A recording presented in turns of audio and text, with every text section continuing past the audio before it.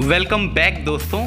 Mission 2022 trade fitter year second year और subject है theory. इसके हम भारत स्किल्स पर उपलब्ध कुछ महत्वपूर्ण प्रश्नों को सॉल्व करने की कोशिश कर रहे हैं इस सीरीज़ में। और उस क्रम में आज ये तीसरा टेस्ट है। मॉड्यूल का नाम है असेंबली।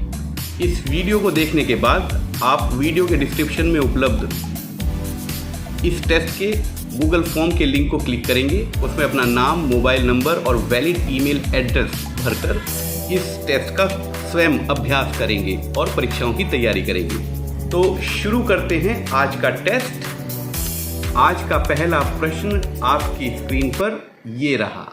पहला प्रश्न है, what is the advantage of using जिब हेडेड की।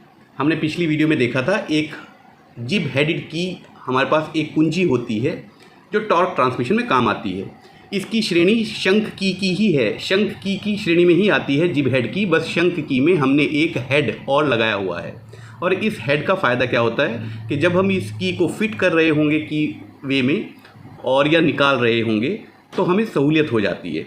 क्योंकि आप इस बात को समझेंगे कि ये कीज़ जो हैं शंख की, जब हम इसको ठोक के अंदर फिट करते हैं तो ठोकने से ये फैल सकती हैं। या तो हैमर से ठोक रहे होंगे या प्रेस से ठोक रहे होंगे, तो इसका ये फैल सकती है, तो हमारी की ख़राब हो जाती है। जिब हेड लगाने से जब हम ठोकते हैं तो की जो अंदर की वे में जा रही है वो नहीं फैलती। अगर फैलेगा भी तो इसका हेड फैलेगा। और ये हेड जो है ये टॉर्क ट्रांसमिशन में काम नहीं आता, ये बाहर ही रहता है। ये शाफ्ट और हब से बाहर रहता है। इसका टॉर्क ट्रांसमिशन से कोई मतलब नहीं है। तो हमने जिब हेडेड की के बारे में समझा। अब इसके ऑप्शंस पढ़ लेते हैं। हमसे पूछा ये जा रहा है कि जिब हेड की का क्या फ़ायदे हैं, क्या लाभ है। पहला है used for taper fitting. Taper fitting में हम जिब हेड की लगाएं हमें कोई लाभ नहीं मिलने वाला। टेपर शाफ्ट्स के लिए हम वुडरॉफ की का प्रयोग करते हैं। तो पहला उत्तर गलत हुआ। Can be withdrawn easily. Withdrawn का मतलब है निकाला जा सकता है। ये बात सही लग रही है कि जिब हेड की को आसानी से बाहर निकाला जा सकता है और दोनों पार्ट को अलग किया जा सकता है अगर आवश्यकता हो तो। तीसरा ऑप्शन है प्रोवाइड्स यूनिडायरेक्शनल टॉर्क, यानी कि ये एक ही डायरेक्शन में टॉर्क प्रोवाइड करती है। ये कोई लाभ नहीं है। और वैसे भी जिब हेड की एक शंख की है और शंख की को आप दोनों ही डायरेक्शन में आप उससे टॉर्क ट्रांसमिशन करवा सकते हैं। आखिरी ऑप्शन है good in high speed application. High speed application में बिना जिब हेड की के भी अगर आप शंख की लगाएंगे तो भी काम करेगी, क्योंकि जैसा मैंने आपको बताया जिब हेड टॉर्क ट्रांसमिशन में कोई भूमिका अदा नहीं करता है। इसका फ़ायदा है सिर्फ आसानी से ये असेंबल हो जाती है और विड्रॉ हो जाती है, निकाली जा सकती है। तो इसका सही उत्तर है option B. Question 52, which file is use to finish sharp corners. Sharp corner की फिनिशिंग करने के लिए किस फाइल का उपयोग किया जाता है। पहली है pillar file. Pillar file, pillar कहते हैं स्तंभ, जैसे खंबा होता है ना, खंबा पिलर होता है स्तंभ। ये अगर इसका क्रॉस सेक्शन आप देखेंगे तो इसकी विड्थ कम और ये लंबी सी दिखाई देगी, इसलिए इसको पिलर फाइल कहते हैं।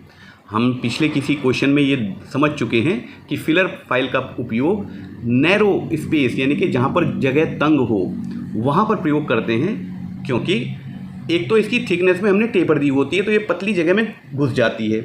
एक इसमें वन साइड सेफ होती है, वन एज इसकी सेफ होती है। इसका क्या मतलब है कि अगर नीचे की सरफेस फिनिश कर चुके हैं हम और खड़ी हुई सतहों को फिनिश करना है तो नीचे सेफ एज को रखेंगे ताकि वहाँ पर घिसाव ना हो। तो इसका प्रयोग तंग जगहों में खास तौर से ऐसी जगहों पर किया जाता है जहाँ पर एक फिनिश्ड सतह हमारे पास हो और उस पर लंबवत खड़ी हुई सतह को हमें फिनिशिंग करनी हो।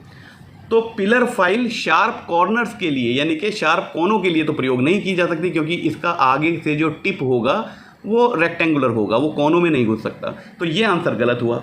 दूसरा ऑप्शन है रिफलर फाइल।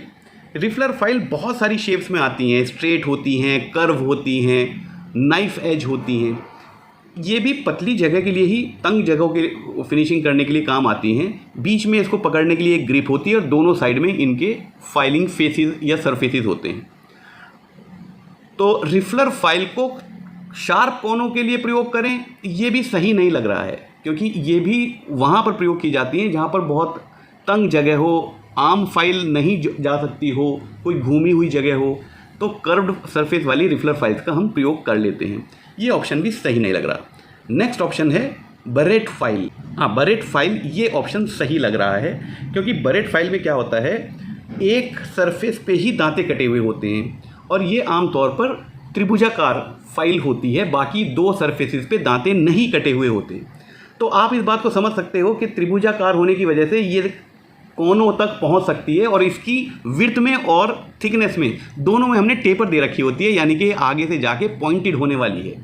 तो अगर कोई बहुत शार्प कोने हैं जहाँ पर हमें फिनिशिंग करनी है, तो एक ही सरफेस पे इसके दांते कटे हुए हैं, सिर्फ उसी सरफेस पे ये फिनिशिंग करेगी और दूसरी सरफेस पे ये नहीं काटेगी। अगर आपको दूसरी सरफेस पे भी फिनिशिंग करनी है तो फिर इसको घुमा के उस फेस पे लगाना पड़ेगा जहाँ पर इसके दांते हैं। बरेट फाइल जो है वो शार्प कोनों की फिनिशिंग करने के लिए उपयुक्त एक फाइल है इन चारों ऑप्शन में, मुझे लग रही है। आखिरी ऑप्शन है वार्डिंग फाइल। ये पतली पतली फाइल होती हैं जो आपने ताले की चाबी बनाने वालों के पास देखी होंगी। इसमें भी दोनों फेसों पे डबल कट और जो एजेस होती हैं उन पे सिंगल कट इसमें दांते कटे हुए होते हैं। तो इन चारों में सबसे सही ऑप्शन है बरेट फाइल। बरेट फाइल वो होती हैं जो थिकनेस में और विड्थ में टेपर होती हैं, आगे से पॉइंटेड हो जाती हैं। इसमें सिर्फ एक ही फेस पे दांते कटे होते हैं और इनका उपयोग शार्प कोनों की फिनिशिंग करने के लिए होता है। Question 53, what is the name of file. जो आपको चित्र में फाइल दिखाई गई है इसका नाम हमें बताना है। अब ये जो फाइल आपको ऊपर वाले चित्र का ऊपर वाले हिस्से में दिखाई गई है, इसका साइड व्यू आपको ये दिखाया हुआ है। इस साइड व्यू को गौर से देखेंगे तो उल्टे हाथ की तरफ आपको दांते कटे हुए दिखाई दे रहे हैं। ये टिंकर्स फाइल है और इसका प्रयोग आमतौर पर जब आप सारी असेंबली कर लेते हैं, थोड़ी बहुत चोट भी मारनी पड़ती होगी, तो चोट मारने पे निशान आ जाते हैं पार्ट्स पर। वो जो निशान आए हैं उनको सही करने के लिए, यानी कि उनको स्मूथ करने के लिए हम इस फाइल का प्रयोग करते हैं। इसको कहते हैं टिंकर्स फाइल। इसमें ऊपर एक हैंडल लगा होता है और इसमें दांते सिर्फ नीचे वाली सतह पे कटे हुए होते हैं। तो इस हैंडल के प्रयोग से हम असेंबली के बाद पूरी जॉब की फिनिशिंग अगर कहीं छोटी मोटी हमें करनी है तो हम इस फाइल से करते हैं। इसका नाम क्या है, टिंकर्स फाइल। ऑप्शन ए सही है। क्रॉसिंग फाइल्स, दोनों इसके जो सरफेसेस होते हैं वो कर्व्ड होते हैं, लेकिन दोनों का कर्वेचर अलग होगा और इसका प्रयोग ओवल कोई ओपनिंग कटी हुई है उसको अंदर की सतह को उसकी फिनिशिंग करनी है तो हम क्रॉसिंग फाइल्स का प्रयोग करते हैं। पर क्रॉसिंग फाइल आपको देखने में ऐसी लगेगी, उसके दोनों तरफ दांते कटे हुए होते हैं। ये जो चित्र आपको दिखाया गया है इसमें फाइल में सिर्फ नीचे की तरफ दांते कटे हुए हैं, इस सतह पे, नीचे वाली सतह पे। ये टिंकर्स फाइल है, क्रॉसिंग फाइल ये नहीं है। स्विस पैटर्न फाइल्स भी क्रॉसिंग फाइल की ही एक प्रकार है, तो स्विस पैटर्न फाइल भी ये नहीं होता। इनका काम बहुत महीन कार्य को करने के लिए होता है, जैसे घड़ी साज के पास जो घड़ी को रिपेयर करते हैं, या वॉच इंडस्ट्री में इनका प्रयोग हो सकता है। इनका प्रयोग ज्वेलरी इंडस्ट्री में होता है। इनका प्रयोग म्यूज़िकल इंस्ट्रूमेंट बनाने वाले जो छोटे छोटे उसमें होल्स होते हैं, पाइप्स वगैरह होते हैं, उनकी फिनिशिंग करने के लिए हम स्विस पैटर्न फाइल्स का या क्रॉसिंग फाइल का प्रयोग करते हैं। पर उनकी शक्लें ऐसी नहीं होती जैसी चित्र में दिखाई गई है। आखिर में है ड्रेड नॉट फाइल। ये एक रफ फाइल है, बहुत ज़्यादा कटिंग करने के लिए प्रयोग की जाती है। इसमें दांते जो हैं वो तिरछे कटे होते हैं, मतलब कर्व्ड कटे हुए होते हैं, तिरछे नहीं कर्व्ड, मतलब एक रेखीय दिशा में दांते कटे हुए होते हैं। और ये आमतौर पर नॉन फेरस एलॉय या सॉफ्ट फेरस मेटल्स के लिए इनका प्रयोग करते हैं। तो ये ड्रेड नॉट फाइल भी नहीं है। इसका सही उत्तर है ऑप्शन ए। आप इस चित्र को एक बार फिर से देख लीजिए, ये चित्र है टिंकर्स फाइल का। Question number 54, which device is use to check the work piece to confirm the shape. आकार की पुष्टि करने के लिए, वर्क पीस की जांच करने के लिए किस उपकरण का उपयोग किया जाता है। शेप को जब भी हम चेक करेंगे तो हम प्रोफाइल गेज का प्रयोग करेंगे। पहला ऑप्शन सही है। दूसरा ऑप्शन है स्नैप। स्नैप मैंने आपको बताया था, स्नैप मतलब झपट्टा। हम स्नैप गेज से किसी दो सरफेसेस के बीच की दूरी नापते हैं, तो उससे प्रोफाइल तो नहीं नाप सकती, तो स्नैप गेज इसका आंसर नहीं हो सकता। थर्ड ऑप्शन है कैलिपर गेज। आउटसाइड कैलिपर हो सकता है, इनसाइड कैलिपर हो सकता है। ये इंटरनल और आउटर डायमीटर को नापने के लिए होते हैं। कैलिपर गेज जो है वो प्रोफाइल नहीं बताता, हर जगह किस तरीके से आपकी सरफेस घूम रही है वो नहीं बताता। और प्रोग्रेसिव गेज वो एक के बाद एक दूसरा साइज बता सकता है, या गो और नो गो हो सकते हैं। एक ही साथ दो तरीके के प्लग गेजेस में आमतौर पर प्रोग्रेसिव गेज होते हैं। अगर आपसे सवाल में ये पूछा जाए कि कौन सा गेज आपकी शेप को बता सकता है, कौन सा डिवाइस आपकी शेप को बता सकता है, उसका नाम है प्रोफाइल गेज। और ये कई प्रकार के होते हैं। सरफेस प्रोफाइल गेज अलग होते हैं जो सरफेस की फ्लैटनेस को बताते हैं या उसके कर्व को बताते हैं, सतह के प्रोफाइल को बताते हैं। कंटूर गेजेस हो सकते हैं जैसे रेडियस गेज, वो आपके कर्वेचर को बता सकते हैं कि इसमें रेडियस कितना है, और वो गेज इस पर लिखा होता है, बस आपको रख के देखना होता है कि ये गेज इस पर बैठ रहा है या नहीं बैठ रहा है। और हो सकते हैं थ्रेड प्रोफाइल गेज, वो दांतों की आकृति को बताते हैं कि ये आकृति इनवॉल्यूट टीथ की है या साइक्लॉइडल टीथ की है। तो इसका सही उत्तर है ऑप्शन ए। शेप जो हमें बताते हैं उनको हम कहते हैं profile gauge. Question 55, what is the purpose of feeler gauge? ये हम क्वेश्चन कर चुके हैं। फीलर गेज होता है दो पार्ट्स के बीच में गैप को नापने के लिए, और ये गैप बहुत छोटे छोटे गैप्स को नापने के लिए होता है। आप ये मत समझना 10 mm का गैप नापने के लिए हम फीलर गेज का प्रयोग करेंगे। माइक्रोन्स में गैप नापने के लिए हम फीलर गेज का प्रयोग करते हैं, और इस गेज का प्रयोग करने के बाद हम ये देख पाते हैं कि वो गैप उपयुक्त है नहीं है। मतलब हमारे दोनों पार्ट्स अगर स्लाइड होके चल रहे हैं तो उसमें जो गैप है वो इतना कम तो नहीं हो गया कि फ्रिक्शन ज़्यादा हो जाए, और इतना ज़्यादा तो नहीं हो गया कि लीकेज ज़्यादा हो जाए। सो फीलर गेज का प्रयोग वहाँ किया जाता है आमतौर पर जहाँ पर हमें स्लाइडिंग फिट चाहिए होती है। तो इसका सही उत्तर होने वाला है ये दो पार्ट्स के बीच में गैप नापता है। ऑप्शन देख लेते हैं। पहला ऑप्शन है check the depth of the drilled hole. Drilled hole की डेप्थ नापने के लिए या तो वर्नियर कैलिपर का प्रयोग किया जाएगा या डेप्थ माइक्रोमीटर का प्रयोग किया जाएगा, उसके लिए फीलर गेज का प्रयोग नहीं किया जाता। नेक्स्ट ऑप्शन है check the pitch of the screw thread. Screw thread की अगर पिच को चेक करना है उसके लिए स्क्रू पिच गेज आता है, और वो शक्ल में ऐसा दिखता है। ये भी आपका गैप नहीं नापता, सिर्फ दो दांतों के बीच की सीधी दूरी नापता है जिसको हम पिच कहते हैं। थर्ड आंसर है check the radius of the work piece. Work piece के रेडियस को नापने के लिए हम रेडियस गेज का प्रयोग करते हैं, फीलर गेज का प्रयोग नहीं करते, तो ये आंसर भी गलत हुआ। लास्ट ऑप्शन है check the gap between mating parts. जो जुड़ने वाले दो पार्ट्स हैं उनके बीच के गैप को नापने के लिए हम फीलर गेज का प्रयोग करते हैं, और ये बहुत पतली पतली स्ट्रिप होती हैं।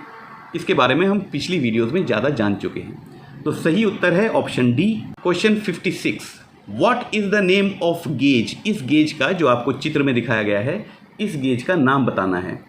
ऑप्शन पढ़े बिना ही आप लोगों में से अधिकतर ये जानते हैं इस गेज का नाम। इसका नाम है स्टैंडर्ड वायर गेज। इसमें ये ब्लैक कलर का सर्किल दिखाई दे रहा है, ये तार है। अगर ये तार इस स्लॉट में आ जाता है तो वो उसी गेज का, मतलब हमें नापने की ज़रूरत नहीं है उसको माइक्रोमीटर से। ये गेज बस बता देता है कि ये तार इतने डायमीटर का है, इस गेज का है। और एक चीज़ और इसमें नोट करना, जैसे गेज नंबर बढ़ते चले जाएंगे वैसे आपका डायमीटर छोटा होता चला जाएगा। इस गेज का नाम है स्टैंडर्ड वायर गेज। और यहाँ पर एक और इन्फॉर्मेशन है आपके लिए, इस गेज का प्रयोग हम पतली चादरों को नापने के लिए भी करते हैं, तारों को नापने के लिए भी करते हैं, और थिन शीट्स को नापने के लिए भी इसी गेज का प्रयोग किया जाता है, उनकी थिकनेस नापने के लिए। ड्रिल गेज ये नहीं होता। ड्रिल गेज होता है आपकी ड्रिल के डायमीटर को नापने के लिए। हालांकि ड्रिल का डायमीटर उसके शैंक पर लिखा होता है, लेकिन कभी कभी वो टेपर स्लीव में बार बार यूज़ करने के बाद वो घिस जाता है और दिखाई देना बंद हो जाता है कि इसका क्या डायमीटर है। तब हम ड्रिल गेज का प्रयोग करते हैं ये जानने के लिए कि इस ड्रिल का डायमीटर कितना है। सेंटर गेज हम पिछली वीडियो में जान चुके। सेंटर गेज टूल की सेटिंग करने के लिए प्रयोग किया जाता है कि टूल का जो कटिंग टिप है वो वर्क पीस के बिल्कुल सामने यानी कि परपेंडिकुलर आ रहा है नहीं आ रहा, उसके लिए हम सेंटर गेज का प्रयोग करते हैं, और वो कुछ ऐसा दिखता है। नेक्स्ट ऑप्शन है प्रोफाइल गेज। पिछले क्वेश्चंस में हम प्रोफाइल गेज को जान चुके हैं। प्रोफाइल गेज सरफेस के कंटूर को या उसकी शेप को बताने के लिए प्रयोग किया जाता है। जो चित्र में दिखाया गया है वो ऐसा कोई काम नहीं कर रहा है। स्टैंडर्ड वायर गेज ऑप्शन 4 इसका सही आंसर है। Question 57, which gauge is used to check the outside diameter of a cylindrical shaft. एक सिलेंड्रिकल शाफ्ट है, मतलब बेलनाकार एक कोई शाफ्ट है, और उसका बाहरी व्यास को हमें जांच करना है, तो किस गेज का प्रयोग करेंगे? प्लग गेज का प्रयोग नहीं कर सकते, क्योंकि प्लग गेज तो बोर को नापता है, यानी कि इंटरनल डायमीटर को नापता है, वो तो खुद सिलेंड्रिकल होता है। तो सिलेंड्रिकल चीज़ से सिलेंड्रिकल चीज़ को कैसे नापेंगे? प्लेन रिंग गेज, ये आंसर सही है। ये एक रिंग जैसा होता है, अंदर से इसमें एक खोखली जगह होती है। अगर ये खोखली जगह के अंदर वो व्यास आ गया, आपकी शाफ्ट का व्यास आ गया, तो वो हम जान लेते हैं कि इस शाफ्ट का डायमीटर उतना ही है जितना इस गेज पर लिखा हुआ है, क्योंकि गेज का तो फिक्स रहेगा ना आपका बोर। तो प्लेन रिंग गेज होता है जो सिलेंड्रिकल शाफ्ट के आउटसाइड डायमीटर को नापने के लिए प्रयोग किया जाता है। टेपर रिंग गेज सवाल में हमसे पूछा गया था सिलेंड्रिकल शाफ्ट यानी कि बेलनाकार शाफ्ट, उसमें टेपर शाफ्ट नहीं लिखा है, तो थर्ड आंसर तो गलत हुआ। प्रोग्रेसिव प्लग गेज भी गो और नो गो गेज एक ही अगर एंड पे बने हुए हो तो उसको हम प्रोग्रेसिव प्लग गेज कहते हैं और ये इंटरनल डायमीटर को चेक करने के लिए होता है। तो फोर्थ आंसर भी गलत हुआ। इसका सही आंसर है प्लेन रिंग गेज, जो देखने में ऐसा लगता है और यहाँ पर हम शाफ्ट के साइज को चेक करते हैं। Question 58, what is the act of joining the slip gauges together for building up sizes? आकार के निर्माण के लिए स्लिप गेज ज्वाइन करने के कार्य को क्या कहते हैं? उसको रिंगिंग कहते हैं, पर सारे ऑप्शंस पढ़ लेते हैं। पहला ऑप्शन है ग्लेजिंग। ये स्लिप गेज का टर्म नहीं है, आमतौर पर ग्राइंडिंग व्हील और फाइल्स, इसमें ये दोष आता है ग्लेजिंग का। अगर दांते या एब्रेसिव आपके घिस जाएं तो वो कटिंग करना बंद कर देते हैं, चाहे ग्राइंडिंग व्हील हो या आपकी फाइल हो, फाइल मतलब रेती। और ये क्यों होता है? ये तब होता है जब आपने उस ग्राइंडिंग व्हील से या उस फाइल से कोई बहुत हार्ड मटेरियल को काटने की कोशिश करा होगा, तो वो मटेरियल तो कटाई लेकिन उसने इसको भी घिस दिया, तो आपकी फाइल घिस जाती है, उसको हम कहते हैं ग्लेजिंग। तो ये ऑप्शन तो सही नहीं लग रहा। हम स्लिप गेजेस को आपस में जोड़ने के लिए ग्लेजिंग तो टर्म नहीं है वो जो हम प्रयोग करेंगे। दूसरा ऑप्शन है पिनिंग। पिनिंग जो टर्म है ये भी हम ग्राइंडिंग व्हील और फाइल्स के लिए प्रयोग करते हैं। होता क्या है, अगर जब हम कोई मेटल को फाइलिंग कर रहे हैं या ग्राइंडिंग कर रहे हैं तो उस मेटल के छोटे छोटे चिप्स जो हैं इनके दांतों के बीच में जम जाते हैं, फंस जाते हैं, क्लॉग हो जाते हैं। उससे क्या होता है, ये कटिंग करना, अब जब दांतों के बीच में कुछ फंस गया तो वो कटिंग करना बंद कर देगा। ये तब होता है जब हम कोई सॉफ्ट मेटल की कटिंग कर रहे हैं, फिर इसको साफ़ करना पड़ता है एक फाइल कार्ड से। फाइल कार्ड होता है जिससे हम इसको साफ़ करते हैं, फिर दोबारा हम वो रेतियाँ हमें प्रयोग में आती हैं। तो ये भी एक दोष है जो आमतौर पर रेतियों में और ग्राइंडिंग व्हील में आता है। इसका स्लिप गेज से सीधा सीधा कोई मतलब नहीं है। थर्ड ऑप्शन है लोडिंग। लोडिंग भी ग्राइंडिंग व्हील और फाइल का एक दोष है। उसमें क्या होता है कि बड़े चिप्स जो हैं उनके दांतों में फंस जाते हैं और वो उनकी कटिंग एबिलिटी को कम कर देते हैं, मतलब वो काटना बंद कर देती हैं, वो फिसलने लगते हैं क्योंकि पूरा एक चिप जो है फंसा हुआ है और दो दांतों को उसने कवर कर लिया। बीच का गैप जो था, दांतों के बीच का गैप जहाँ से कटिंग होनी थी, जिसकी वजह से कटिंग होनी थी, वो ख़त्म कर दिया उन्होंने। इसको हम कहते हैं लोडिंग। तो ये ऑप्शन भी सही नहीं है। आखिरी ऑप्शन है रिंगिंग। यस, ये वो आंसर है रिंगिंग। जब हम स्लिप गेजेस से किसी डायमेंशन को बिल्डअप करते हैं तो हम रिंगिंग से करते हैं उसको। दो स्लिप गेज को परपेंडिकुलर एक के ऊपर एक रखकर और थोड़ा सा प्रेशर लगाकर उनके बीच की सारी हवा निकल जानी चाहिए, कोई हवा नहीं होनी चाहिए, और फिर इसको 90 डिग्री ट्विस्ट कर देते हैं।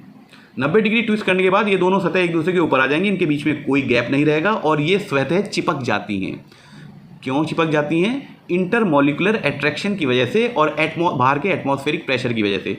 इनके बीच का गैप होता है 0.01 माइक्रोन के आसपास इसका होना चाहिए और इसीलिए हम इन पे लैपिंग करते हैं, इनकी इन सतह पे लैपिंग करते हैं ताकि बहुत स्मूथ आपको सरफेस और फ्लैट सरफेस आपको मिल सके। इस प्रोसेस को कहते हैं रिंगिंग। तो इस प्रक्रिया को रिंगिंग कहते हैं जब हम स्लिप गेजेस को आपस में जोड़ रहे हैं किसी डायमेंशन को बिल्डअप करने के लिए। आंसर है D, ringing. Question 59, what material is used to make sine bar? Sine bar वो उपकरण है जिसको हम स्लिप गेजेस के साथ प्रयोग करके हाइट या एंगल निकालते हैं। हमसे पूछा जा रहा है ये किस मटेरियल के बने हैं। पहला ऑप्शन है इनवार स्टील। इनवार स्टील का प्रयोग प्रिसीजन मेजरिंग इक्विपमेंट जैसे वर्नियर कैलिपर या माइक्रोमीटर के लिए प्रयोग किया जाता है।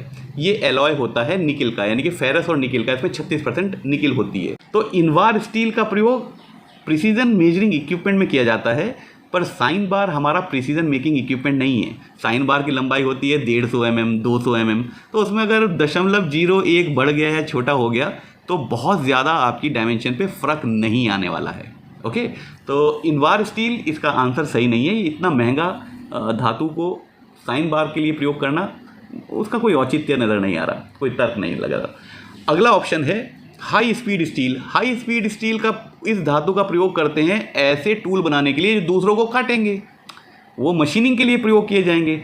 हमारा साइन बार किसी चीज़ को घिस नहीं रहा, काट नहीं रहा, तो हाई स्पीड स्टील इसका आंसर नहीं हो सकता। हाई कार्बन स्टील भी हार्ड मटेरियल के लिए होता है जो दूसरी चीज़ को काटेंगे, उससे हैंड टूल बनाए जाते हैं जैसे रेती, चिसल, RE, इस टाइप की चीज़ें हाई कार्बन स्टील से, और जो मशीनों में इस्तेमाल होते हैं ड्रिल और रीमर और कटिंग टूल्स, वो हाई स्पीड स्टील से।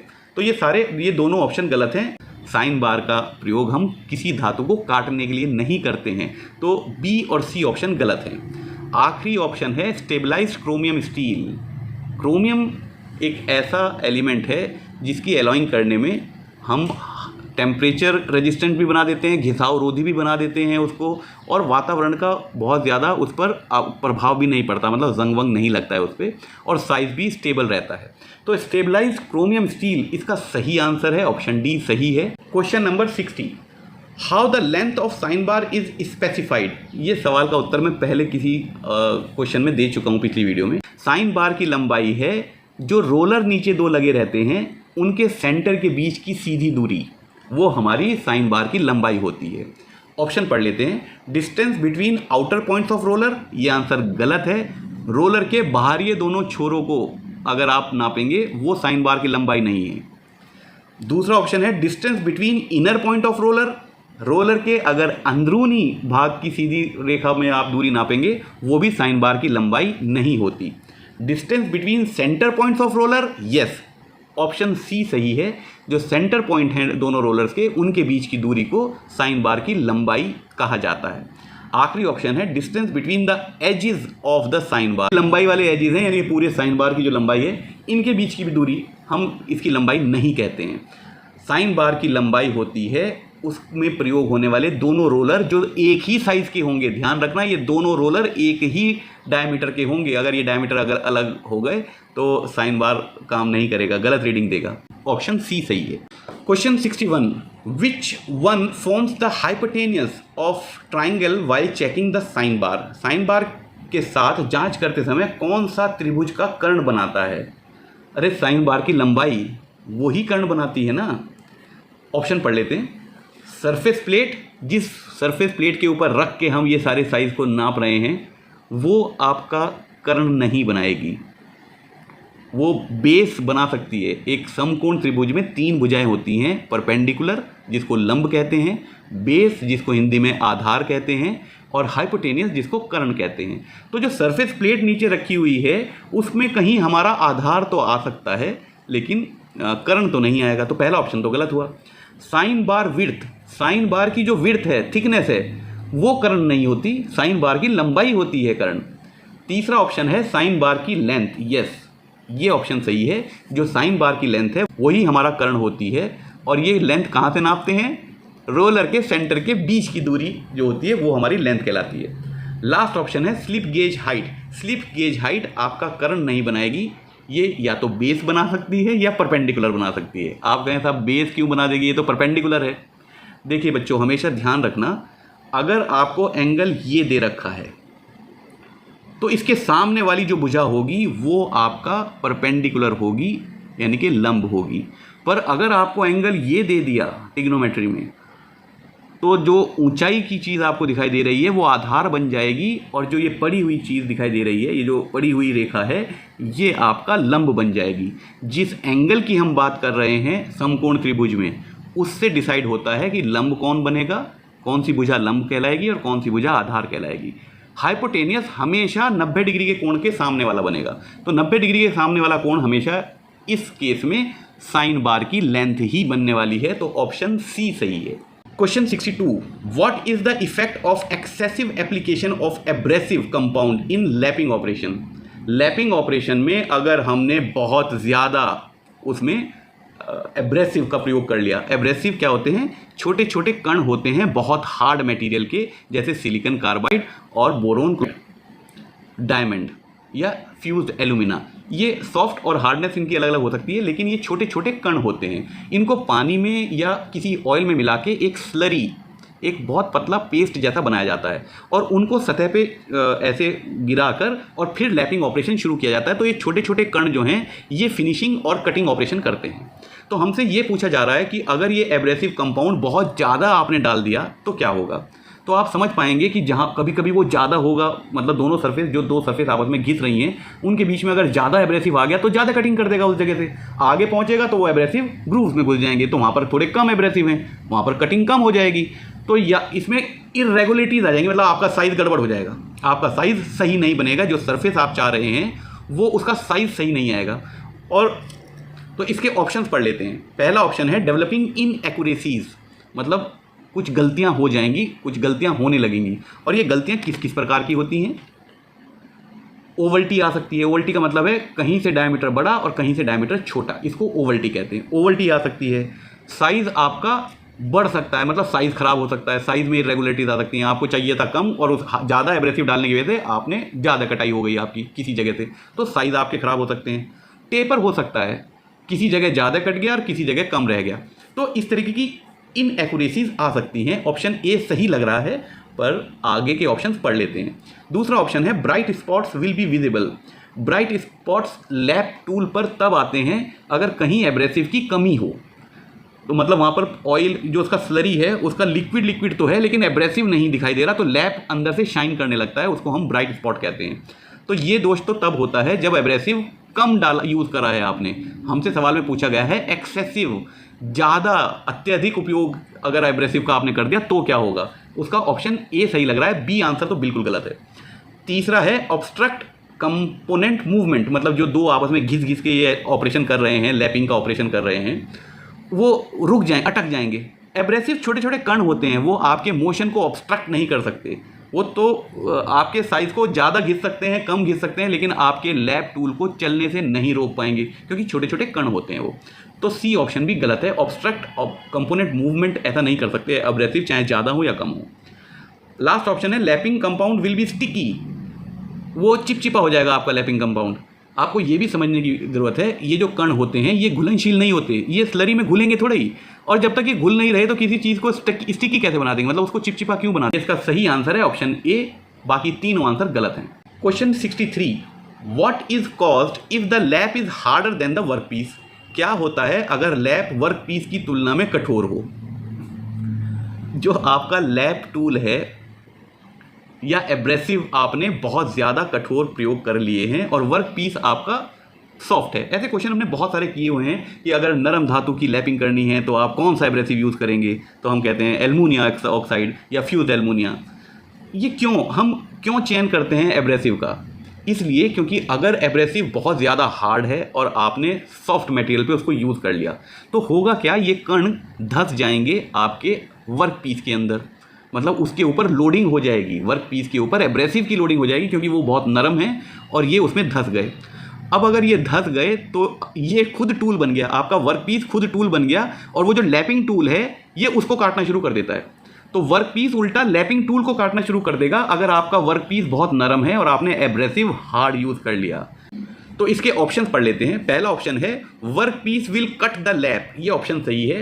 वर्क पीस उल्टा लैप को काटना शुरू कर देगा क्योंकि वो सॉफ्ट था, एब्रेसिव हार्ड था, तो एब्रेसिव उसके अंदर धंस के और वहीं रुक गया। अब जब वो घूमती हुई सतह लैप की उसको काटने की या फिनिशिंग करने की कोशिश कर रही है तो वर्क पीस के ऊपर चिपके हुए वो कण उल्टा लैप को ही काटना शुरू कर देंगे, घिसना शुरू कर देंगे। तो ऑप्शन ए सही है। दूसरा ऑप्शन है एक्यूरेसी कांट बी ऑब्टेन्ड, ये बात सही है लेकिन पहला उत्तर ज़्यादा सही है। तीसरा ऑप्शन है lap will cut the work piece, ये ऑप्शन सही नहीं है क्योंकि लैप तो वर्क पीस को लैपिंग ऑपरेशन में हमेशा कट करेगा ही करेगा, उसका काम ही ये है। पर यहाँ पर उल्टा हो गया, और वो क्यों हुआ? क्योंकि हमने गलत एब्रेसिव यूज़ कर लिया, हमने बहुत ज़्यादा हार्ड एब्रेसिव यूज़ कर लिया जितना हार्ड यूज़ करने की आवश्यकता नहीं थी। लास्ट ऑप्शन है lapping operation leaves high point, lapping operation में हाई पॉइंट्स आ सकते हैं, ये भी समस्या आ सकती है इस केस में, लेकिन सबसे अच्छा आंसर है ऑप्शन ए क्योंकि ये सबसे ऑब्वियस आंसर है, सबसे सही आंसर यही है। Question number 64, which material is use to make small diameter laps. Hindi में लिखा है छोटे व्यास के लैप बनाने के लिए किस सामग्री का उपयोग किया जाता है। मतलब आपका जो लैपिंग टूल है वो छोटे व्यास का है, सिलिंड्रिकल है, बेलनाकार है, छोटे व्यास का है, तो आपको किस सामग्री का यूज़ करना चाहिए। ऑप्शन देख लेते हैं। कास्ट आयरन, कास्ट आयरन से कभी पतले व्यास की चीज़ें नहीं बनती हैं। आपने देखी है डेग चून की कोई बहुत पतली व्यास की कोई चीज़ बनी हुई? आमतौर पे आपने नहीं देखी होगी, वो माइल्ड स्टील की बनती है या और किसी धातु की बनती है। पर कास्ट आयरन की पतले व्यास की चीज़ें नहीं बनती हैं। वजह ये है क्योंकि कास्ट आयरन होता है ब्रिटल, भंगुर होता है, और पतले व्यास की कोई वस्तु बनाएंगे, कोई जॉब बनाएंगे तो टूट जाएगा। लैप टूल तो बिल्कुल भी नहीं बना सकते हैं उसका। तो पहला आंसर तो बिल्कुल गलत है। एल्युमिनियम भी आंसर गलत है, क्योंकि आप सब जानते हैं एल्युमिनियम बहुत नरम धातु है और हमें लैप टूल से उसको घिसना पड़ेगा किसी चीज़ को। पतला तो जरूर है, पतला इसलिए है क्योंकि जिस सरफेस को हमें लैपिंग करनी है उसका इंटरनल डायमीटर बहुत पतला होगा, छोटा होगा, तो हमें लैपिंग टूल भी पतला बनाना पड़ेगा। एल्युमिनियम का नहीं बना सकते क्योंकि एल्युमिनियम तो बहुत नरम धातु है, वो तो मुड़ जाएगा तो वो लैपिंग ऑपरेशन कहाँ करेगा। आपका टूल ही मुड़ गया तो लैपिंग ऑपरेशन कैसे हो जाएगा। तो ऑप्शन बी भी बिल्कुल गलत है। ब्रॉन्ज यस और जिंक, ऑप्शन सी गलत इसलिए हो गया, अगर खाली ब्रॉन्ज लिखा होता तो ये आंसर सही हो सकता था, पर इसके साथ जिंक लिख दिया। जिंक भी बहुत हार्ड धातु नहीं होता है, सॉफ्ट होता है, नरम होता है, तो जिंक ऑप्शन नहीं हो सकता, इस वजह से सी ऑप्शन भी बिल्कुल गलत है। लास्ट ऑप्शन है कॉपर और ब्रास, ये सही आंसर है। कॉपर आपका वियर रेजिस्टेंट भी होता है, उसमें स्ट्रेंथ भी होती है, मुड़ता भी नहीं है, टफनेस भी होती है, तो इससे हम लैपिंग टूल बना सकते हैं पतले व्यास के बेलनाकार। आंसर डी सही है। Question 65, what is the name of the surface texture measuring instrument. सतह की टेक्सचर नापने के इस यंत्र का नाम क्या है। सरफेस टेक्सचर होता है कि हमारी जो सरफेस सतह है, जब उस पर हाथ लगा के देखेंगे वो चिकनी है, रफ है, खुरदुरी है। ये जो खुरदुरा हुआ या चिकना हुआ या थोड़ा कम खुरदुरा, थोड़ा ज़्यादा खुरदुरा, ये सब सरफेस टेक्सचर कहलाते हैं। इनको क्या कहते हैं, सरफेस टेक्सचर। और इनको नापने के लिए हमारे पास यंत्र होते हैं। ये यंत्र मैकेनिकल भी हो सकते हैं और इलेक्ट्रॉनिक भी हो सकते हैं। ये जो चित्र में आपको यंत्र दिखा रखा है, ये mechanical surface texture measuring equipment है। इसमें इस तरफ ये ऊपर जो है ये तो एडजस्टमेंट का स्क्रू है, मतलब आप उस स्टाइलस कहते हैं वो प्रोब जो नापेगा। एक पतली सी एक प्रोब होता है, डंडी होती है, और उसके नीचे एक प्रोब लगा होता है, मतलब एक पॉइंट होता है। वो पॉइंट सरफेस में जो अगर खुरदुरा होगा तो आप ये समझ पाएंगे कि उसमें कुछ उभरे हुए पॉइंट होंगे, कुछ गहरे पॉइंट होंगे, तो ये उनके ऊपर फिसल के चलेगा।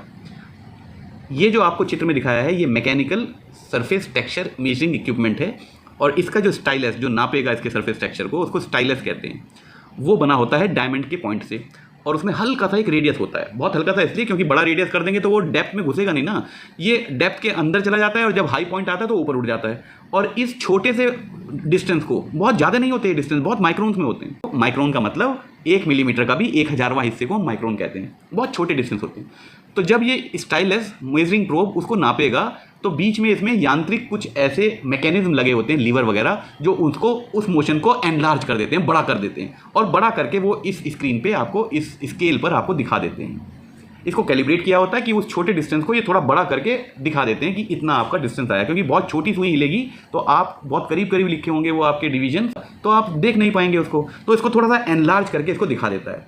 और पीछे जो आपको ये जो 2 चीज़ें दिखाई दे रही हैं, ये स्लिप पिंस होती हैं, स्लाइड पिंस होती हैं, ये फिसल के चलती हैं, थोड़ी चौड़ी बनी होती हैं ताकि ये तो पूरे सरफेस पे फिसल के चलें, और आगे जो एक पॉइंट है वो उस सरफेस पे जो गहरे पॉइंट है उसमें डूब के या ऊंचे पॉइंट पे उठ के चले, और वो ये रीडिंग बताता रहता है आपको, यहाँ पर डिफ्लेक्शन होता रहता है। तो ये एक मैकेनिकल इंस्ट्रूमेंट है सरफेस टेक्सचर को नापने का। ऑप्शन देख लेते हैं। पहला है dial test indicator. Dial test indicator भी आपके वैसे डायमीटर को नापने के लिए होता है, वो अगर उसमें ओवल्टी चेक करने के लिए होता है या लेंथ में टेपर चेक करने के लिए होता है। तो डायल टेस्ट इंडिकेटर ऐसा दिखता है, वो ये नहीं है। दूसरा ऑप्शन है electrical surface indicator. Electrical surface indicator जैसा मैंने आपको बताया ये नहीं है, ये मैकेनिकल है। इसके अंदर जो युक्ति लगी होगी वो यांत्रिक युक्ति लगी होगी, लीवर वगैरह से वो छोटे डिफ्लेक्शन को बड़ा डिफ्लेक्शन करके इस स्केल पे आपको दिखाती है। Third option electronic surface indicator भी नहीं है। लास्ट ऑप्शन सही है, ये है mechanical surface indicator. Next question, why manual stroking is preferred for large quantities in horning operation. Horning operation में बड़ी मात्रा में मैनुअल स्ट्रोकिंग क्यों पसंद की जाती है। ओके, हॉर्निंग ऑपरेशन क्या होता है, लैपिंग ऑपरेशन जैसा ही होता है, बस इसमें कटिंग ज़्यादा होती है, और लैपिंग ऑपरेशन में कटिंग कम और फिनिशिंग ज़्यादा होती है। ठीक है, तो हॉर्निंग ऑपरेशन लैपिंग ऑपरेशन से थोड़ा सा कम सरफेस फिनिश हमें उससे मिल पाती है, लेकिन कटिंग हमें ज़्यादा हो जाती है। मतलब साइज़ तक पहुंचने के लिए पहले हॉर्निंग ऑपरेशन, और जब आप उस साइज़ को प्राप्त कर लें तब आपको लैपिंग ऑपरेशन करना पड़ता है। तो इसमें स्ट्रोकिंग का क्या मतलब है, जब ये घूम रहा होता है तो स्ट्रोकिंग मतलब इसको उस होल में ऊपर नीचे हम स्ट्रोक करते हैं। ये क्यों करते हैं, ताकि हमें पूरी सतह ऊपर से लेके नीचे तक पूरा डायमीटर एक स्मॉल टॉलरेंस साइज में मिल जाए, मतलब कोई टेपर ना हो, पूरा साइज एक जैसा आ रहा हो। ऑप्शन देख लेते हैं। टू रिड्यूस कॉस्ट, ये ऑप्शन इसलिए नहीं हो सकता क्योंकि हमें ऊपर नीचे करने में टाइम वेस्ट करना पड़ रहा है ना, उससे तो आपकी मशीनिंग टाइम ज़्यादा हो रहा है, तो लागत ज़्यादा लग रही है। अगर आपको स्ट्रोकिंग करनी पड़ रही है तो कॉस्ट ज़्यादा हो रही है, कम नहीं हो रही। पहला ऑप्शन बिल्कुल गलत है। टू रिड्यूस टाइम, टाइम भी ज़्यादा लग रहा है, वो घूम घूम के एक बार में सीधा नीचे चला जाता और पूरी सतह को काट देता या फिनिश कर देता, तो एक बार में काम, फिर हमें ऊपर नीचे बार बार करना पड़ रहा है, फिर ऊपर लेकर आओ, फिर उसको काटते हुए नीचे लेके जाओ, फिर ऊपर लेके आओ, तो इसको स्ट्रोकिंग कहते हैं। टाइम भी नहीं बच रहा है, टाइम तो और ज़्यादा लग रहा है, तो ऑप्शन बी भी गलत है। थर्ड ऑप्शन है to keep close tolerance, yes, उस साइज को जो ऊपर से लेके नीचे तक पूरा डायमीटर हमारा सिंगल साइज में आ जाए, उसमें कोई टेपर या कोई ओवल्टी ना रह जाए, इसलिए हमें इसको स्ट्रोकिंग करनी पड़ती है। ऑप्शन सी सही है। आखिरी ऑप्शन है टू रिड्यूस मेंटेनेंस कॉस्ट, वो ज़्यादा घिसेगा, मेंटेनेंस कॉस्ट कम नहीं होगी और ज़्यादा होगी स्ट्रोकिंग करने से। इसका सही आंसर है option C, to keep close tolerance. हमें वो साइज़ बिल्कुल एक जैसा चाहिए, और ये कहाँ होता है आमतौर पे, मान लीजिए आपको बेरिंग का बोर बनाना है, तो बेरिंग का बोर जो है वो बहुत क्लोज टॉलरेंस में बनता है, और एक साइड से उसका डायमीटर बड़ा और एक साइड से छोटा अगर बन गया तो शाफ्ट के ऊपर कैसे आएगा। वैसे टेपर बोर के बेरिंग आते हैं, मुझे मालूम है, उसके लिए स्लीव भी होती है, वो अलग बात है। लेकिन अगर आपको स्ट्रेट बोर का बेरिंग बनाना है तब क्या करेंगे, हॉर्निंग भी करेंगे, स्ट्रोकिंग भी करेंगे और बाद में लैपिंग भी करेंगे। ये सारी चीज़ें अगर आप इसको समझना चाहो तो बहुत आसान है और बड़ी मज़ेदार हैं। जब आप फिटर बन जाएंगे और इंडस्ट्रीज़ में जाके काम करेंगे, ये सब काम होते हुए देखना आपको बहुत अच्छा लगने वाला है और उस काम के पैसे भी मिलने वाले हैं आपको। शुभकामनाएं। Question 67, what is the purpose of hardening. Hardening करने का उद्देश्य क्या है। देखिए, हार्डनिंग जब हम किसी भी मेटल की करते हैं या किसी एलॉय की करते हैं, हार्डनिंग क्या चीज़ है, उसको कठोर बना रहे हैं। और कठोर क्यों बना रहे हैं, हमसे सवाल में ये पूछा जा रहा है हार्डनिंग का पर्पज़ क्या है, उसका उद्देश्य क्या है। उसके दो ही उद्देश्य हो सकते हैं, या तो उसकी कटिंग एबिलिटी बढ़ानी है या फिर उसको घिसाव रोधी बनाना है। तो ऑप्शन देख लेते हैं। रिफाइन द स्ट्रक्चर, ये ऑप्शन नहीं हो सकता। रिफाइन द स्ट्रक्चर काम होता है नॉर्मलाइजिंग का, ऊष्मा उपचार एक अलग है, नॉर्मलाइजिंग। पहला ऑप्शन बिल्कुल गलत है। Increase toughness, increase toughness option नहीं हो सकता, ये काम है टेम्परिंग का, एक और ऊष्मा उपचार है उसका नाम होता है टेम्परिंग, उससे हम टफनेस बढ़ाते हैं। ऑप्शन बी गलत है। थर्ड ऑप्शन है इंक्रीज कटिंग एबिलिटी, ये ऑप्शन बिल्कुल सही है। हम इसके काटने की क्षमता को बढ़ाना चाह रहे हैं, यानी कि दूसरे धातु को ये काट पाए, कटिंग एबिलिटी इसको बढ़ाने के लिए हम हार्डनिंग करते हैं। ऑप्शन सी सही है। लास्ट ऑप्शन है relieve stress and strain, stress और स्ट्रेन को रिलीव करने के लिए हम स्ट्रेस रिलीविंग, जिसको एनीलिंग भी कह सकते हैं, उसका प्रयोग करते हैं। तो बाकी सारे ऑप्शन गलत हैं, ऑप्शन सी सही है। Question 68, which method of heat treatment to improve machinability and ductility in the job. Job में मशीनीकरण और तन्यता में सुधार के लिए गर्मी उपचार यानी कि ऊष्मा उपचार की कौन सी विधि है, उसको अनिलिंग कहते हैं। अनिलिंग का उद्देश्य है हार्ड मटेरियल की हार्डनेस को कम करें ताकि उस पर मशीन हो सके, उसकी डक्टिलिटी बढ़ सके, उसकी मेलेबिलिटी बढ़ सके और उसके स्ट्रेस जो अंदर उत्पन्न हुए हैं वो कम हो सकें। ये आपकी एनिलिंग का उद्देश्य होता है। भट्टियों में की जाती है, कई घंटे का ये ऑपरेशन है। गर्म करने के बाद क्रिटिकल टेम्परेचर पे उसको कुछ घंटे सोकिंग टाइम उस टेम्परेचर पे होल्ड करने के बाद बहुत धीमी रफ्तार से फर्नेस के अंदर ही ठंडा किया जाता है, उसको अनिलिंग कहते हैं। इसका सही आंसर ए अनिलिंग है। हार्डनिंग नहीं करते क्योंकि हार्डनिंग से हम मशीनेबिलिटी की बेड़ा गर्क करने वाले हैं। अगर हमें उसमें तन्यता और मशीनेबिलिटी के गुण लाने हैं तो हार्डनिंग उसका उल्टा कर देगी, हार्डनिंग नहीं कर सकते। टेम्परिंग भी टफनेस को बढ़ाने के लिए होती है, हार्डनिंग थोड़ी सी कम होती है, ब्रिटलनेस बहुत ज़्यादा कम हो जाती है, लेकिन मशीनेबिलिटी बहुत ज़्यादा अच्छी नहीं हो पाती है टेम्परिंग से। टफनेस और स्ट्रेंथ अच्छी होती है। अगर आपको मशीनेबिलिटी अच्छी करनी है, डक्टिलिटी अच्छी करनी है, मतलब जैसे तार वार कुछ खींचने हैं या उसको चोट मार के फैलाना है, मेलेबिलिटी बढ़ानी है, तो आपको एनिलिंग करनी चाहिए। ऑप्शन ए सही है। नॉर्मलाइजिंग, अंदर के स्ट्रक्चर को शुद्ध करना, ग्रेन्स को रिफाइन करना, ये नॉर्मलाइजिंग का काम है। इसका सही आंसर है annealing, option A. Question 69, what is the disadvantage of flame hardening in the heat treatment process. Flame hardening विधि की हानि क्या है। फ्लेम हार्डनिंग विधि की पहले तो फोटो देख लीजिए, ये हम पहले क्वेश्चन में कर चुके हैं किसी। अब इसमें ऊपर जो ये रिंग है इसमें तो चल रही है फायर, ये तो लाल कर रहा है इस जॉब को, और नीचे जो चल रहा है ये है पानी, और ये ऊपर की तरफ जा रहे हैं दोनों। ऊपर की तरफ क्यों जा रहे हैं, क्योंकि अगर हमने पानी ऊपर रखा होता और फ्लेम नीचे रखी होती तो पानी बह के फ्लेम को ठंडा ना कर देता। हमें पहले उसको लाल करना है और फिर एकदम ठंडा करना है, मतलब लाल होने के बाद ठंडा करना है। अगर पानी ऊपर होता तो हम उसको लाल ही ना कर पाते, वो ठंडा ही रहता, ऊपर से पानी उसको ठंडा करता रहता। प्रोसेस को समझने के बाद इसके ऑप्शंस पढ़ लेते हैं। पहला ऑप्शन है मोर डिस्टॉर्शन, इस विधि से ज़्यादा डिस्टॉर्शन आएगा। ऐसा सही नहीं है, क्योंकि हीटिंग भी यूनिफॉर्म हो रही है पूरे आपके डायमीटर पे। अगर आप एक तरफ हीटिंग करते दूसरी तरफ हीटिंग ना करते तो डिस्टॉर्शन ज़्यादा होता। आप तो पूरे डायमीटर पे एक साथ हीटिंग कर रहे हैं और पूरे डायमीटर को एक साथ ठंडा कर रहे हैं, तो डिस्टॉर्शन ज़्यादा होगा।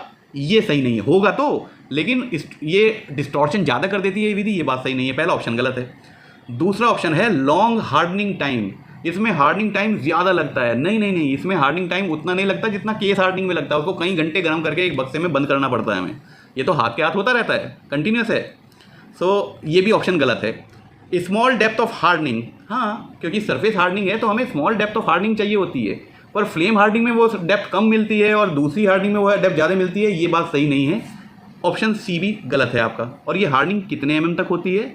नहीं, माइक्रोन्स में होती है। ज़्यादा से ज़्यादा 1 mm डेप्थ तक हम सरफेस हार्डनिंग में करते हैं। अगर आपको पूरा जॉब हार्ड बनाना है तो आपको ये विधि नहीं, फिर आपको ऊष्मा उपचार मतलब भट्टी के अंदर उसको गर्म करना पड़ेगा। एक होता है हार्डनिंग प्रोसेस और एक होता है सरफेस हार्डनिंग प्रोसेस, दोनों में फ़र्क है। तो तीसरा ऑप्शन भी सही नहीं है। लास्ट ऑप्शन है not suitable for small work pieces, छोटे कार्यों के लिए ये उपयुक्त नहीं है। ये बात सही है, छोटे लेंथ के या छोटे जॉब्स के लिए हम फ्लेम हार्डनिंग का प्रयोग नहीं कर पाते हैं। इसका आंसर डी सही है, ये इसका डिसएडवांटेज है। Question 70, what is the name of the method in metallic coating done by rolling और drawing the layer of a metal on a base metal. जब हमें किसी एक धातु के ऊपर किसी दूसरे धातु की लेयर चढ़ानी होती है, हिंदी में पढ़ते हैं, धातु की परतों को आधार धातु पर धातु की परत चढ़ाने की विधि को क्या कहते हैं? पहले तो ये समझना जरूरी है ये हम क्यों करते हैं। अब जैसे इसका नाम होता है क्लेडिंग, वो तो मैं आपको पहले बता दूं, ऑप्शन बी सही है। पर पहले इसको समझ लेते हैं क्लेडिंग होती क्या है, कैसे करते हैं और क्यों करते हैं। देखिए, हमने कोई एक वेसल बनाया, उसके अंदर हमें एसिड रखना है। अब एसिड अगर रखना है हमें उसके अंदर, तो वो तो लोहे को खा जाएगा, एसिड तो उसको गला देगा। लेकिन हमें ये पता है लेड पर एसिड का प्रभाव नहीं पड़ता, जो लेड होता है धातु उस पर एसिड का प्रभाव नहीं पड़ता। पर लेड इतना मुलायम होता है कि उससे कोई जॉब बनाना बड़ा मुश्किल हो जाता है। अब हमें क्या करना पड़ता है, लोहे का बनाने के बाद कोई जॉब, उसके अंदर अंदर लेड की एक क्लैडिंग करनी पड़ती है, लाइनिंग करनी पड़ती है। क्लेडिंग मतलब क्या होता है कि हम एक धातु के ऊपर दूसरे किसी धातु की परत चढ़ा दें, ताकि दूसरा धातु या तो महंगा बहुत है और या फिर उससे वो जॉब बन ही नहीं सकता। इन दो कंडीशन में हम क्लैडिंग करते हैं। एक धातु के ऊपर दूसरे धातु की परत को चढ़ाने को हम क्लैडिंग कहते हैं। इसको चाहे रोलिंग कह दो आप, रोलिंग मतलब पूरी प्लेट खोलते चले जाओ उसके ऊपर और उसको किसी तरीके से उसके ऊपर चिपका दो, चाहे नट बोल्ट से, चाहे रिविट से, चाहे ऊष्मा उपचार से, चाहे करंट से, फ्रिक्शन वेल्डिंग करके, कैसे भी आपको एक परत के ऊपर दूसरी परत को चिपका देना है। इसको कहते हैं क्लैडिंग। स्प्रेइंग क्या होता है, स्प्रे पिघला हुआ या गर्म धातु के कण जिसकी हमें ऊपर परत चढ़ानी है, उसको हम एयर प्रेशर से फेंक के मारते हैं दूसरी धातु के ऊपर और वो वहाँ पे जाके चिपक जाती है गर्म अवस्था में, उसको स्प्रेइंग कहते हैं। ये भी एक तरीका है सरफेस को किसी दूसरी धातु की परत चढ़ाने का। तीसरा ऑप्शन है इनेमलिंग। इनेमलिंग पेंट वगैरह में आपने ये नाम सुना होगा, तो वो वातावरणीय प्रभाव से उसको बचा के रखती है कई साल तक, ठीक है। आखिरी में है molten metal bath. Dip galvanising में हम इसको ऐसा करते हैं, जिंक की परत चढ़ाते हैं, तो जिंक के किसी घोल में हम उस पूरे धातु को डुबो देते हैं और बाहर निकाल लेते हैं, उसके ऊपर एक परत चढ़ जाती है, तो ये भी एक लिक्विड फॉर्म में होता है। हमसे पूछा जा रहा है metallic coating done by rolling और ड्रॉइंग, या तो उसको ऊपर फैला दो, मतलब गर्मी कर करके फैला दो। जैसे आपने गैस वेल्डिंग में सोचा होगा, देखा होगा, गैस वेल्डिंग में हम किसी फिलर धातु को पिघला के उसके ऊपर डालते हैं और फिर पिघली हुई जो धातु नीचे गिरी है उसको उस सतह पर फैला देते हैं आग से। ये सब क्लैडिंग करते हुए किया जाता है, तो इसका ऑप्शन बी सही है, cladding. Question 71, which type of key used if the hub of the pulley has to actually slide on the shaft for some distance? किस प्रकार की कुंजी का उपयोग किया जाता है यदि पुली के हब को अक्षीय रूप में शाफ्ट पर कुछ दूरी तक स्लाइड करना होता है? उसको हम फेदर की कहते हैं। पिछली वीडियो में हम इस क्वेश्चन को समझ चुके हैं, उसका नाम है फेदर की। फेदर की में एक की शाफ्ट के साथ फिक्स कर दी जाती है, चाहे तो उसका साइज़ ऐसा बना दो कि वो पुश फिट हो या प्रेस फिट हो जाए और वो शाफ्ट में से बाहर ना निकले। और अगर ऐसा नहीं कर पा रहे हैं तो उसमें 2 स्क्रू लगा के हम शाफ्ट के साथ उसको फिक्स कर देते हैं, ताकि कुंजी तो ना हिले, पर उसके ऊपर जो पुली या गियर आपने चढ़ाया हुआ है उसके हब को अगर हमें शाफ्ट के ऊपर थोड़ा बहुत खिसकाने की आवश्यकता होती है अलाइनमेंट करने के लिए, तब हम फेदर की का प्रयोग करते हैं। तो इसका ऑप्शन ए सही है।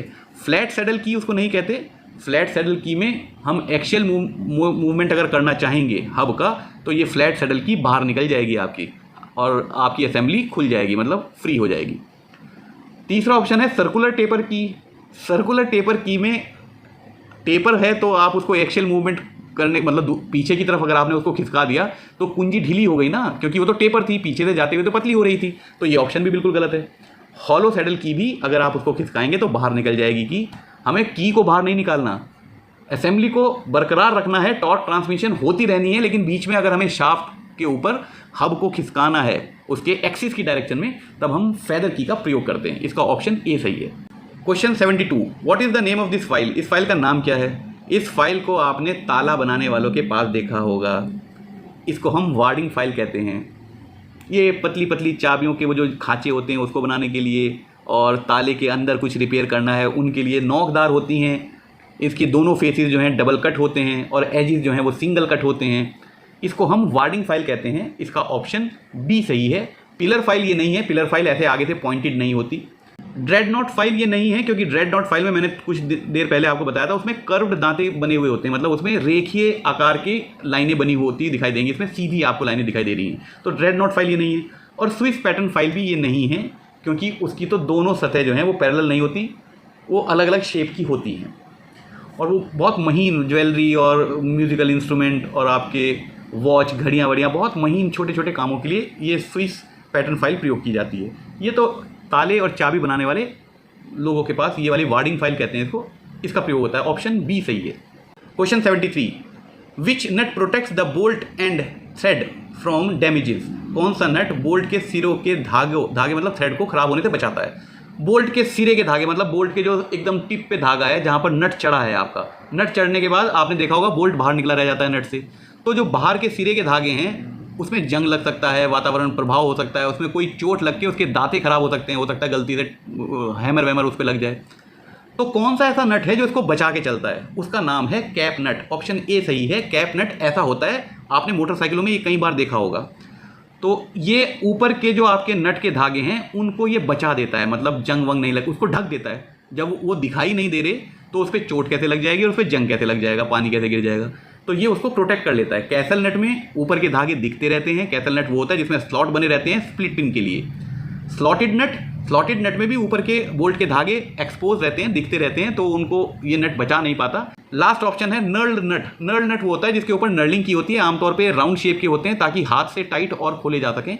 तो ये ऑप्शन भी गलत है क्योंकि ये आपके थ्रेड्स को नहीं बचाता है। ऑप्शन ए सही है। 74, which grade slip gauge is used for precision tool room applications. परिशुद्ध उपकरण कक्ष अनुप्रयोगों के लिए किस ग्रेड स्लिप गेज का उपयोग किया जाता है।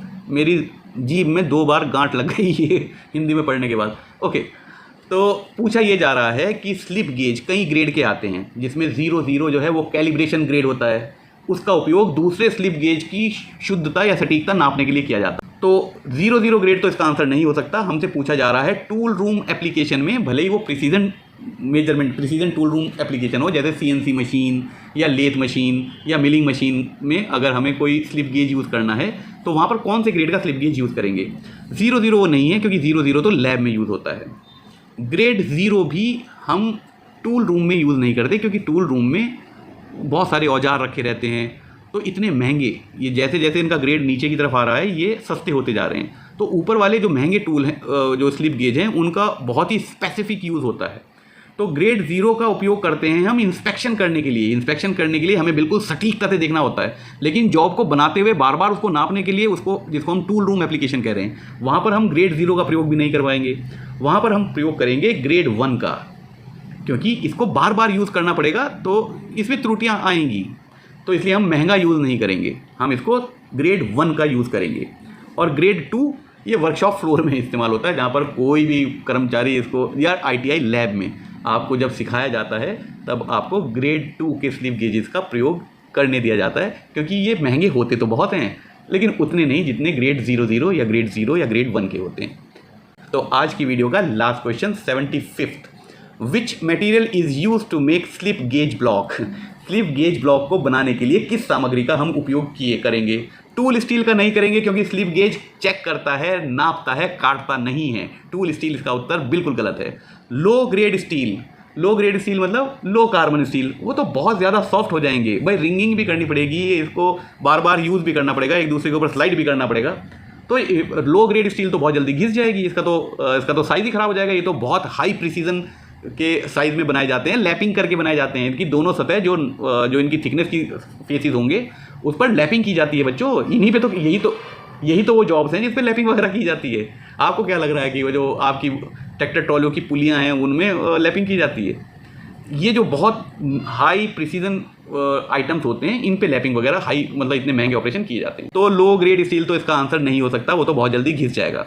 थर्ड ऑप्शन है high grade steel with low thermal expansion. ये आंसर सही है। उसमें एलॉइंग क्रोमियम की जाएगी, उसमें एलॉइंग थोड़ी बहुत निकल की जाएगी, ताकि वो हाई ग्रेड एक स्टील बन सके जिसका तापमान का प्रभाव बहुत ज़्यादा ना हो उसके ऊपर, मतलब तापमान बढ़े और घटे तो वो अपना साइज़ बहुत ज़्यादा चेंज ना कर दे। तो ये आंसर सही है, ऑप्शन सी सही है। आखिरी ऑप्शन भी गलत है, high carbon steel. High carbon steel जैसा मैंने आपको पहले बताया हैंड टूल्स को बनाने के लिए उसका प्रयोग किया जाता है, जैसे छेनी, हथौड़ी, रेती, आरी, जो हाथ से काटने वाले उपकरण हैं उनको हम हाई कार्बन स्टील का बनाते हैं, क्योंकि हाई कार्बन स्टील में कार्बन की प्रतिशत ज़्यादा होती है और कार्बन उसमें ग्रेफाइट नहीं सीमेंटाइट स्ट्रक्चर के फॉर्म में रहता है, जो उस स्ट्रक्चर को हार्ड बनाकर रखता है। ये किसी ऊष्मा उपचार के वीडियो में विस्तार से आपको समझाऊंगा, अभी आप परीक्षाओं की तैयारी कर लीजिए। तो आज की वीडियो में ये 25 क्वेश्चन आपके लिए, आप इसका अभ्यास करें अच्छी तरह, अगली वीडियो की प्रतीक्षा करें। स्वस्थ रहें, खुश रहें।